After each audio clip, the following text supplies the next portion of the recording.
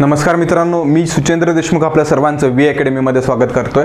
आज आपल्याला एक महत्त्वाचा मुद्दा बघायचा आहे। मुद्दा आहे बांगलादेश भारत संबंध आणि या बांगलादेशमध्ये जी बिघडती परिस्थिती आहे आणि या परिस्थितीमध्ये जे हिंदूंवरती अन्याय होत आहे त्याला या आपल्या व्हिडिओमधून आपल्याला वाचा फोडायची आहे। लक्षात घ्या, बांगलादेशमध्ये खूप मोठं सत्तांतर झालेलं आहे। शेख हसीना भारतामध्ये आलेले आहेत आणि आश्रयासाठी ब्रिटनकडे आश्रयासाठी त्यांनी मदत मागितलेली आहे। त्याच्यासोबतच इतर देशांकडे सुद्धा त्यांनी मदत मागितलेली आहे। या गोष्टी आपण बघितलेल्या आहेतच, पण त्यामधून एक महत्त्वाची गोष्ट येत आहे। ती गोष्ट आहे जे शेख हसीना विरोधामध्ये जे बांगलादेशमध्ये आंदोलन चालू झालं होतं, हे जे आंदोलन चालू झालं होतं ते रिझर्वेशनसाठी झालं होतं आणि हे आंदोलन चालू होऊन शेख हसीना रिझर्वेशन आणि हे आंदोलन फिरून सॉफ्ट टार्गेट जे आहे त्या आंदोलनाचे हिंदू बांगलादेशमधील झालेले आहेत।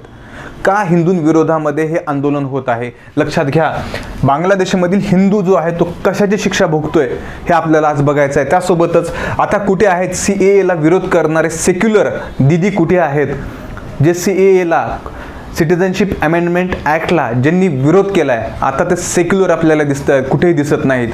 हिंदूंविरोधामध्ये एवढा मोठा अत्याचार अन्याय होत असताना बांगलादेशमध्ये पुढे कोणीही येताना दिसत नाहीत। ऑल आईज ऑन बांगलादेश, कोणीही स्टेटस ठेवलेलं नाही। जसं की ऑल आईज ऑन राफा, एक आपण म्हणतो की एक चेन प्रमाणे किंवा एक स्पॉन्सर्ड वेने सगळ्या सेलिब्रिटींनी जो आहे तो स्टेटस ठेवलं होतं। कुठे? राफामध्ये। तिथे का हिंदूंवरती अत्याचार होत होता किंवा भारतीयांवरती अत्याचार होत होता का? तर नाही, कोणावरती नाही। पण हे आपले हिंदू असून, कारण लक्षात घ्या, बांगलादेश हा जगातील 3ऱ्या क्रमांकाचा हिंदू देश आहे। भारत हा 1ल्या क्रमांकाचा हिंदू पॉप्युलेशन असलेला देश आहे। कुठे आहे ते सर्व लोक? कुठे आहेत सेक्युलर म्हणणारे, मी म्हणणारे कुठे गेलेले आहेत हे आपण सर्व आज पाहणार आहोत। लक्षात घ्या, पहिले बांगलादेशचं लोकेशन आपल्याला माहिती पाहिजे। भारताच्या पूर्वेकडील साईडला आपण बघू शकतो की हा जो तिन्ही बाजूने वेढलेला जो भारताने देश आहे, मध्ये आणि खाली बे ऑफ बेंगॉल आहे, तो बांगलादेश आहे। या बांगलादेशमध्ये खूप मोठं सत्ता परिवर्तन झालेलं आहे।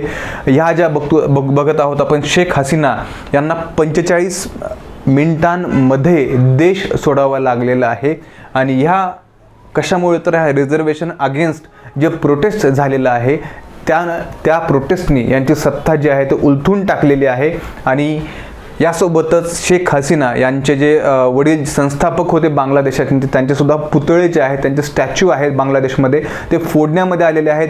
शेख हसीना तुम्ही इथे बघू शकता, शेख हसीना यांच्यावरती सुद्धा इथे शाईफेक करण्यात आलेली आहे। म्हणजे प्रोटेस्ट का होत आहेत? हा रिझर्वेशन विरोधामधला हा मुद्दा आहे, तो आपल्याला आज इथे लक्षात घालायचा नाही। पण इथे महत्त्वाचं आहे की हा जो प्रोटेस्ट होताना हिंदूंना सॉफ्ट टार्गेट का केलं जात आहे, लक्षात घेऊयात। तत्पूर्वी थोडक्यामध्ये आपण बांगलादेशचं हिस्ट्री जाणून घेऊयात की बांगलादेशमध्ये किती हिंदू आहेत। लक्षात घ्या, 1905 ला लॉर्ड कर्झन यांनी बंगालची फाळणी केली होती आणि या फाळणीमध्ये जेव्हा फाळणी झाली होती, पूर्व बंगाल जो होता तो आत्ताचा बांगलादेश होता आणि या पूर्व बंगालमध्ये जवळपास 30% जवळपास जे आहे ते हिंदूंची पॉप्युलेशन होती। कुठल्या? पूर्व बंगालमध्ये। 1947 ला जेव्हा पाकिस्तान, पूर्व पाकिस्तान म्हणजे आत्ताचा बांगलादेश आणि पश्चिम पाकिस्तान म्हणजे आत्ताचा जो रिसेंट पाकिस्तान आहे तो वेगळे झाल्याच्या नंतर या बांगलादेशमध्ये पूर्व पाकिस्तान म्हणूयात, 1947 ला झालेला, त्याच्यामध्ये हिंदूंची पॉप्युलेशन 25% होती।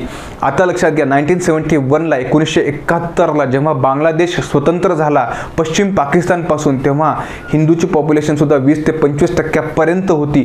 परंतु सतत होत असणारे हिंदूंवरती अन्याय, धर्मांतर, वेगवेगळे हिंदूंवरती आपण बघू शकतो की अनेक प्रकारचे तिथे जुलूम करण्यात आले, अन्याय करण्यात आले आणि धर्मांतर खूप मोठ्या प्रमाणात हिंदूंचं करण्यात आलं। याच्यामुळे ह्या बांगलादेशामधून हिंदू भारतामध्ये पळून आले होते।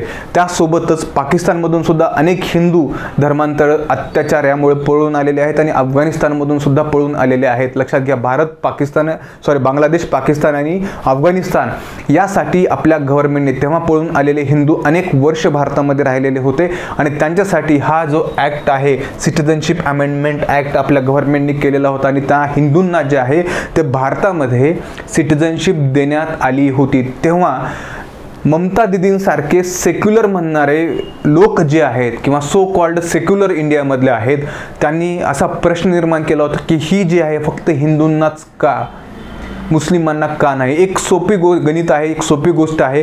कारण ज्या देशामधून ते पळून आलेले आहेत हिंदू किंवा त्या देशामध्ये अन्याय, अत्याचार झाल्यामुळे जे हिंदू आलेले आहेत ते देश मुस्लिम बहुसंख्य देश आहेत, म्हणजे मुस्लिम मेजॉरिटी आहेत. हा एक मुद्दा तिथे त्यांना समजण्यासाठी पुरेसा ठरतो. परंतु राजकारणाच्या गलिच्छ राजकारणामुळे हे सो कॉल्ड सेक्युलर जे आहे ते पुढे येताना दिसत आहे. लक्षात घ्या, आणखीन एक इथे मुद्दा आहे.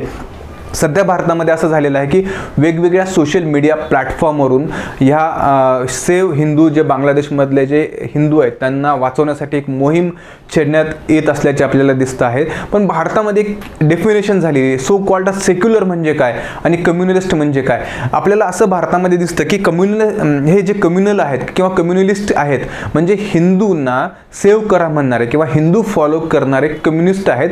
आणि सोशलिस्ट कोण आहेत तर याच्या अगेन्स्ट जे हिंदूंचा तिरस्कार करतात किंवा हिंदूंच्या अगेन्स्ट जे आहेत ते सोशलिस्ट आहेत, असं ह्या काही नेत्यांकडून, काही सो कॉल्ड सोशलिस्टकडून आपल्याला दिसत आहे. कारणे सुद्धा तशीच आहेत. कारणं सुद्धा आपल्याला पुढे पाहिजे आहेत, काय काय कारणे आहेत ते.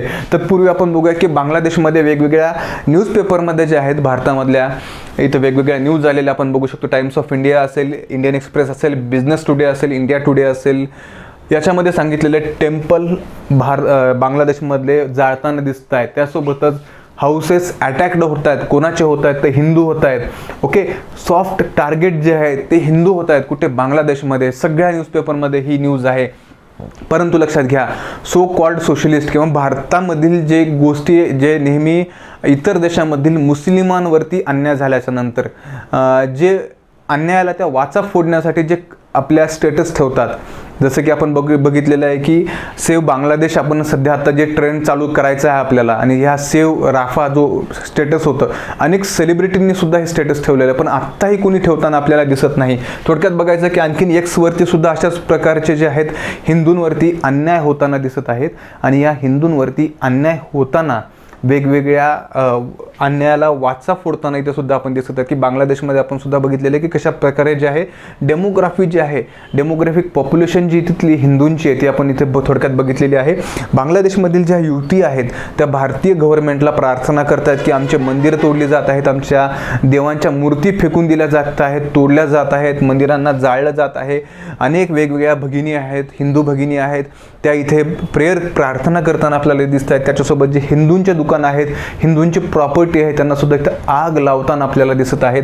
यासोबतच बांगलादेशमधील एक हिंदू मोठे आपण म्हणू की त्यांचा खूप मोठा बँड आहे, राहुल आनंद यांचं सुद्धा घर जे आहे फक्त हिंदू असल्यामुळे, कारण बांगलादेशी हिंदू आहेत, बांगलादेशी नागरिक आहेत, त्यांचे वडील, त्यांचे आजोबा ते त्याच प्रदेशामध्ये तिथे राहिलेले आहेत, फक्त हिंदू असल्यामुळे यांचं एक सुंदर घर इथे पेटवण्यामध्ये आलेलं आहे आणि या घराला आग लावण्यात आलेली आपण इथे अशा प्रकारे बघू शकतो. यासोबतच बांगलादेशमध्ये वेगवेगळे आपण बघतो की इस्कॉन टेम्पल सुद्धा इथे तोडलेलं आहे. इस्कॉन टेम्पलमधल्या मूर्तींची विटंबना इथे करण्यात आलेली आहे.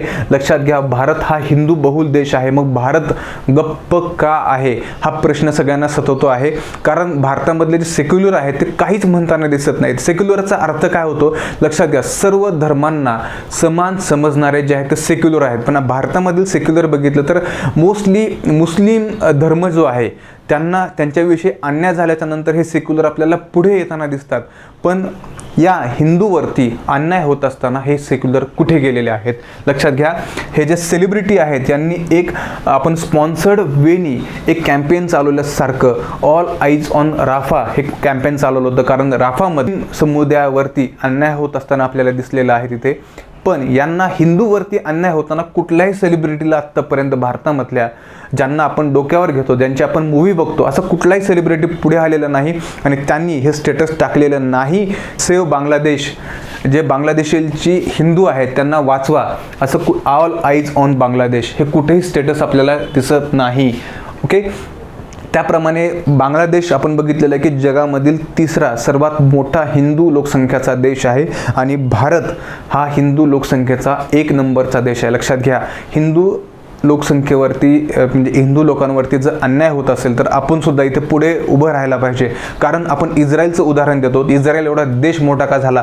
कुठल्याही जगाच्या कोपऱ्यामध्ये एखाद्या इस्रायल किंवा ज्यू व्यक्तीवरती अन्याय होत असेल तर संपूर्ण इस्रायल आहे तो त्याच्या बाजूने उभे राहतो किंवा त्याच्या अगेन्स्ट उभे राहतो. मुस्लिम जे 57 मुस्लिम इस्लामिक नेशन्स आहेत, हे इस्लामिक नेशन कुठल्याही भारतामध्ये सुद्धा बघा, एखाद्या मुस्लिम समुदायावरती कुठेतरी अन्याय झाला तर या 57 देशामधला एखादा मुस्लिम कुठेतरी ओरडताना दिसत असतो की हा भारतामधले मुस्लिम खतरे में है.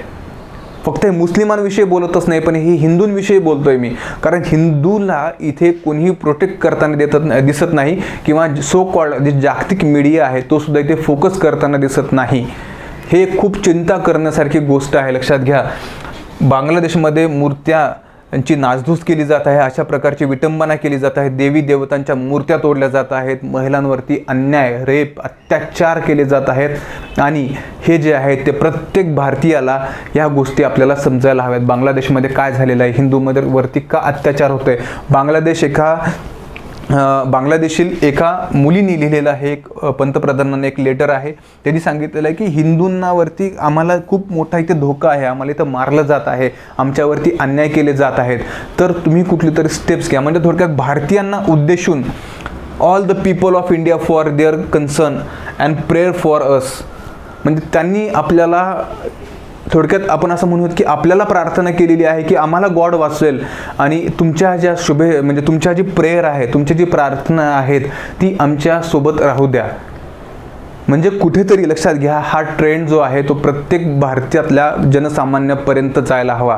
कारण आपण बघू शकतो की जयशंकरने सुद्धा खूप मोठा कन्सर्न जो आहे तो हिंदूविषयी जो आहे बांगलादेशी हिंदूविषयी इथे केलेला आपल्याला पार्लमेंटमध्ये बघायला मिळतो.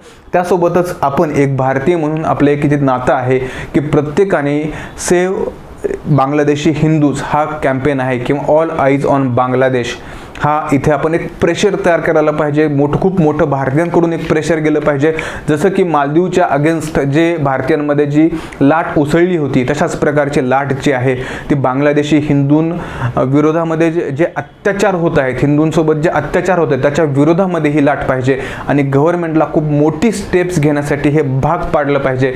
मी आजच्या ह्या आपल्या छोट्याशा एक बांगलादेशमधील हिंदूमध्ये का अत्याचार होत आहेत या छोट्याशा माझ्या लेक्चरमधून तुम्हाला सांगू इच्छितो की काहीतरी प्रत्येक भारतीयांचं कर्तव्य आहे की ही जी गोष्ट आहे ती प्रत्येक भारतीयापर्यंत गेली पाहिजे, आणि हिंदूविषयी प्रत्येकाने पुढे येऊन जे आहे सरकारवरती दबाव टाकला पाहिजे. किंवा हिंदूच्या अगेन्स्ट अनेक संघटना आपल्याला बोलताना आपण बघितलेल्या, पण हिंदूच्या फेवरमध्ये हे आपल्यालाच आवाज उठवायला हवा आणि आपल्या गव्हर्नमेंटला आपल्याला भाग पाडायला हवं. आपण आज इथेच थांबूयात. आपण भेटूयात आपल्या पुढच्या सेशनमध्ये. थँक्यू.